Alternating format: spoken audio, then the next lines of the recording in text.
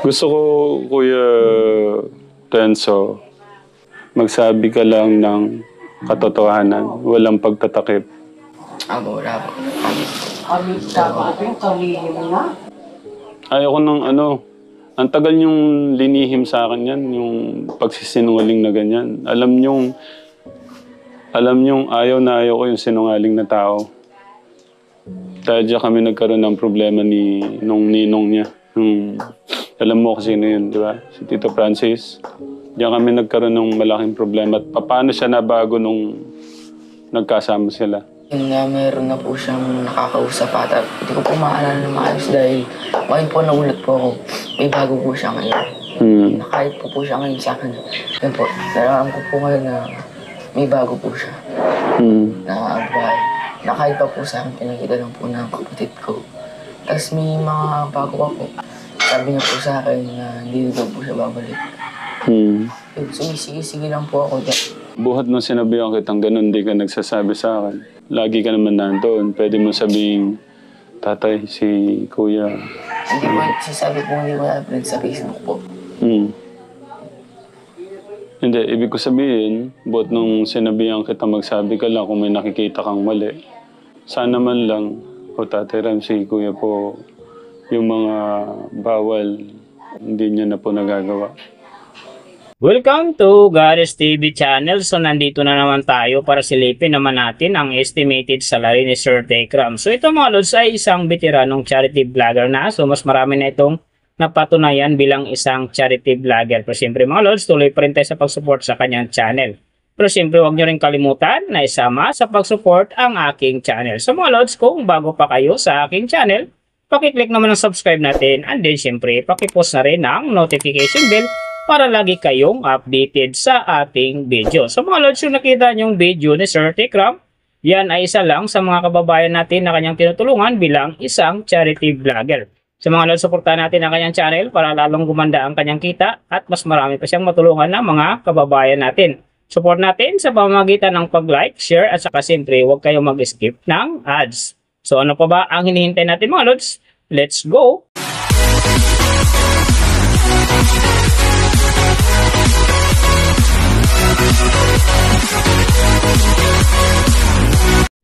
So mga lods, si Sir Tekram sa ngayon ay mayroon ng 2.7M na subscriber.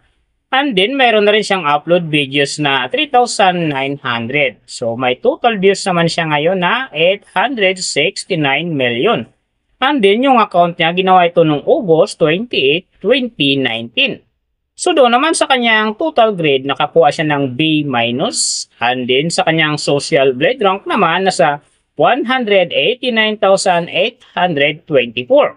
So doon naman sa kanyang subscriber rank nasa 1,138. And then sa kanyang views rank naman nasa 25,531. So doon naman sa kanyang PH rank nasa 116. And then sa kanyang people rank naman nasa 713. So nakita na natin yung kanyang ranking. Silipin naman natin yung kanyang last 14 days na subscriber, views, and then yung kanyang earning. So sa kanyang subscriber mga lods, may isang araw lang ako nakita rito na umangat ng 10,000. No? June 2, nakakuha siya ng 10,000 kaya ang kanyang subscriber ngayon nasa 2.68M. So doon naman sa kanyang views mga lods na magaganda rito, May 23, nakakuha siya ng 176,000. And then, pagdating ng May 25, nakakuha siya ng 129,000.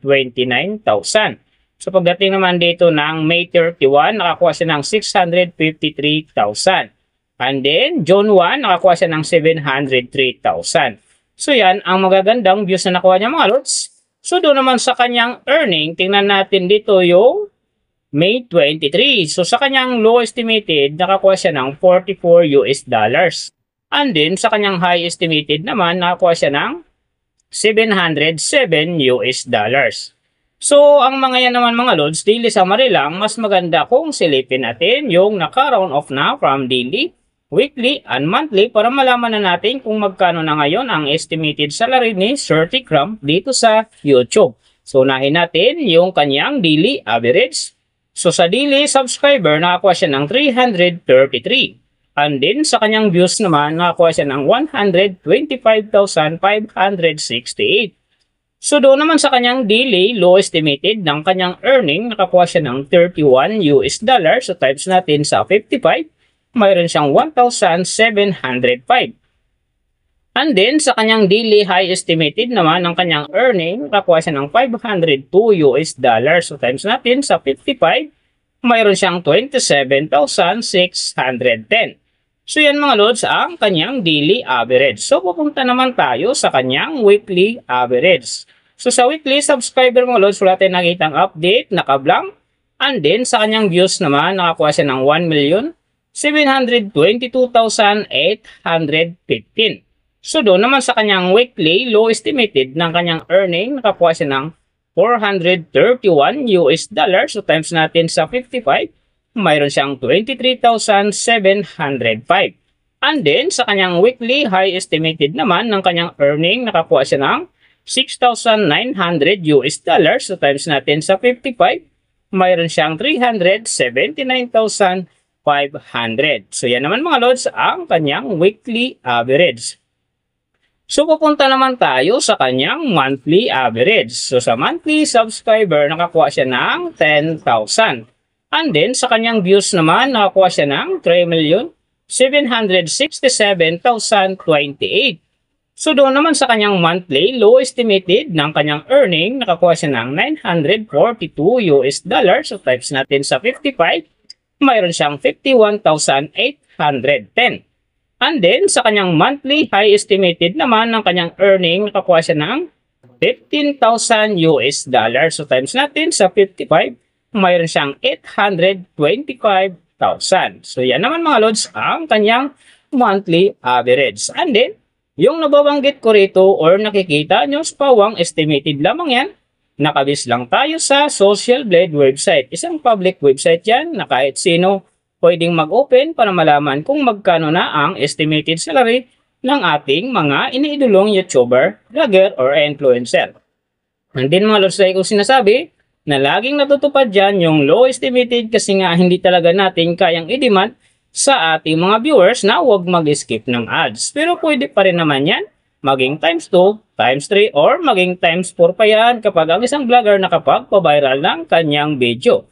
Pero siyempre mga lods, kung supporter ka ni Sir Tikram, huwag ka nang mag-skip ng ads dahil big help yan sa kanyang channel. And then siyempre, sa mga kababayan natin na kanyang tinutulungan dahil siya ay isang charity vlogger. Pero siyempre mga lods, huwag nyo rin kalimutan na huwag na rin skip ang aking ads dahil big help yan sa aking channel and then siyempre sa aking mga personal na kadikain. So mga lods, kung nagustuhan nyo ang video na to, pakiclick naman subscribe natin and then siyempre pakipost na rin ng notification bell para lagi kayong updated sa ating video.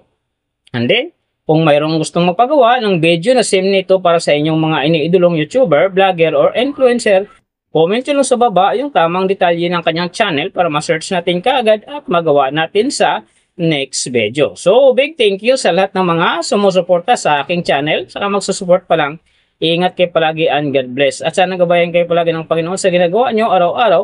And then, syempre, magtagumpay din kayo sa inyong mga pangarap. So, hanggang dito na lang. See you on my next video.